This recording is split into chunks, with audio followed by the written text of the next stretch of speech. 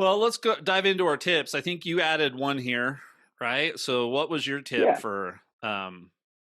So What's your tip for it's this week? to so since we're talking about streaming services and things like that, look out for these promos and these credits when you're buying a new gadget, right? So I bought a new TV last year, and with that, it came with a $90 streaming credit, right? Um, I wasted it on Showtime of all things when I should have got Sling because you talked to me about Sling a few times before. That was one of the options. I don't know. I went with Showtime, didn't watch it once, right? So 90 bucks, I think we had it for about 3 or 4 months. And I probably watched it like that first evening and didn't watch it again until, and it expired. So look out for those promos. You buy a new TV, you buy a new streaming box. Certain places, I don't think from Apple, but you buy it from Best Buy or something like that, they may give you 3 months free of Apple TV or something like that. So just look out for those, and it may help you determine whether or not you want an item, right? If there's two comparably equal TVs, buy the one that has the promo. Yeah, Buy the one that's giving you 3 months of HBO for free or 3 months of Netflix for free or something like that. So always look out for these promotions just to sweeten the deal whenever you're buying a new gadget, something like that. So I know with Apple gadgets, when you buy something, you get the 3 months of Apple Plus. I mean, not Apple Plus, music, Apple yeah, Music, music or the TV workout, Plus, the depending on fitness what you're plus. buying. Yeah, Right, right. Fitness Plus and things like that. So you always get those promotions, but let's say if you get it from Best Buy, it's something they give you, 90 days or something like that. Just go with just keep an eye out for those. So yep, that's my tip for this week.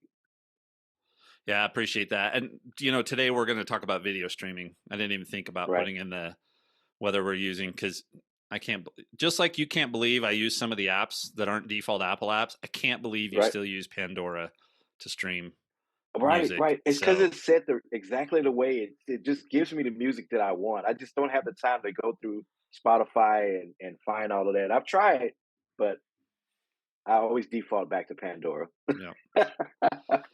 Jason can easily be fed by an algorithm, not by Yeah, Apple's human curation. So, yeah, yeah. I don't know. It just gets me.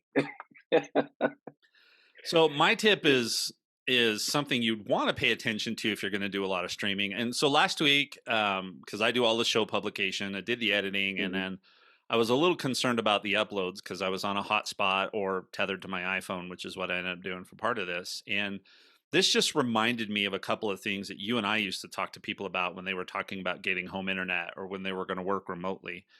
Mhm. And almost always the focus is on speed, right? How fast Right, is the internet? And now this used to be a much bigger deal back in the day when you had DSL and cable internet.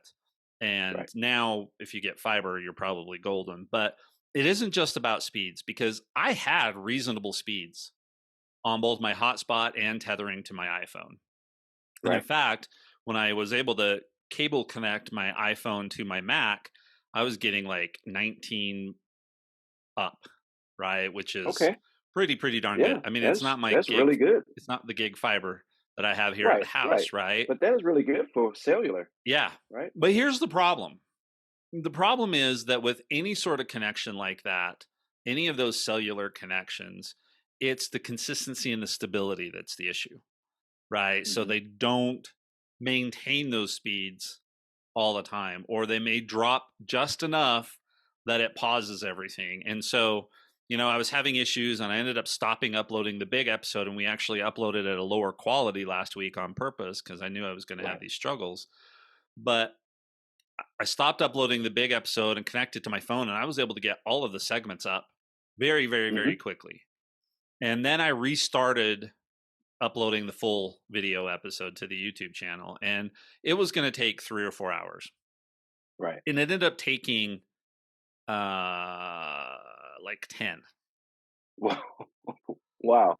Okay. But it said it was going to be 3 or 4 hours, and it started to make progress. And I ended up leaving it overnight, which was fine. And normally we get Mhm. everything published at like midnight, so everything shows up in everybody's feeds on that day.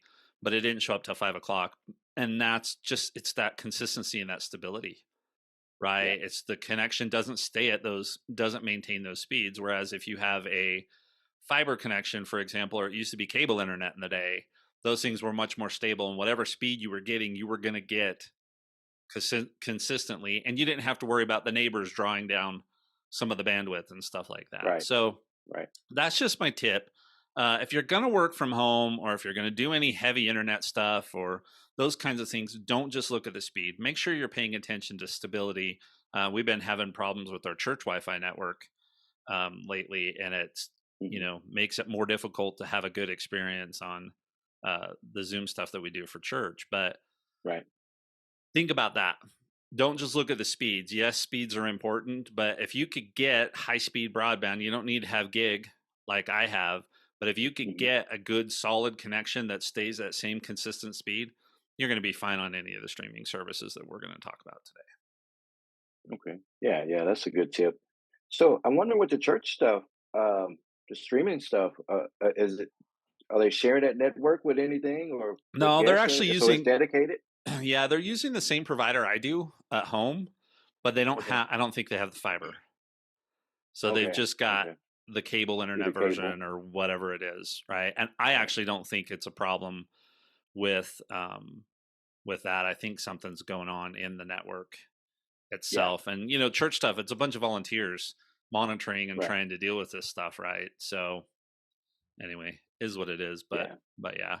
So if you're looking for internet, again, speed is good, but you want consistency. And this is going to be a big deal for me if I start trying to publish more. I'm going to need a more consistent service because I can't have an episode take 10 hours to upload Right. to YouTube. And my guess is it started and stopped multiple times because when I finally got done, I mean, I only had maybe 8 to 10 gigs of video to upload Hmm. and it consumed 30. Wow. So, Yeah. yeah. Yeah. So, Well, yeah, all that right. that is something good to think about is the Yeah. stability because it's not all about speed sometimes, especially when we get into talking about streaming services and stuff like that. Yeah. It's I mean, I'd rather have a consistent, 10 to 15 down and 3 to 5 up constant versus hmm sometimes get 30 and sometimes get 0, right? I right, mean, it's just a much better experience. And all of these services are set to buffer things in anyway.